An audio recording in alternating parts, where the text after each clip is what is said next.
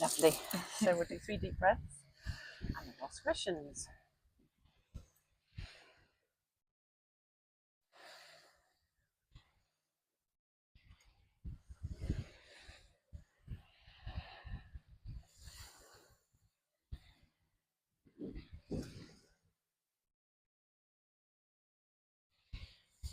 So, who are you? Where are you from? And what do you do? Paula Reid. I'm from Sussex, but currently in Hampshire, living by the coast, UK, and I'm an adventure psychologist. Excellent. So we have 4 questions. The first is, what does positive psychology mean to you? I love the classic definition, which is optimal functioning and flourishing. Functioning as in being effective and flourishing as in feeling great. And the optimal bit for me is in the circumstances you're in. So rather than peak, it's just optimal considering the context. Love that. Excellent. And the second question is, which positive psychology interventions had the biggest or greatest impact in your life? So I'm going to go for a bit of an unusual one, which is adventure. Nice. It's not often named as an intervention, but it so is, because I think with adventure, you've got that exploration and curiosity mindset. It involves being outside, so you've got the natural world and all that lovely blue and green therapy and fresh air and movement, because I think the physical and the mental go hand in hand.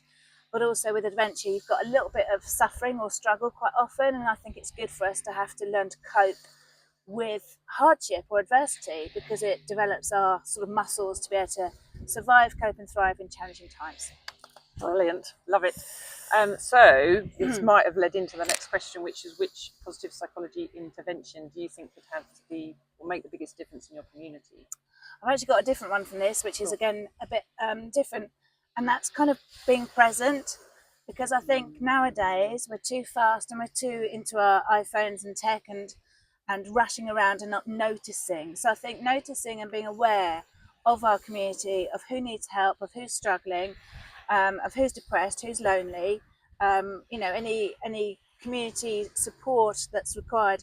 And I think 90% of the initial problem is we don't know and we don't notice and we're not aware. So for me, it's something about being present, because I notice when I'm present, I notice people and their emotions and what they're going through, and I go to help them, lift a bag over the pavement or something. So being present is my community one. That is beautiful. So one line message of hope for the world based on positive psychology, what would that be? For me, it's like, I really, really, really believe that people are more amazing and capable than we really realise, and there's more good in the world than bad.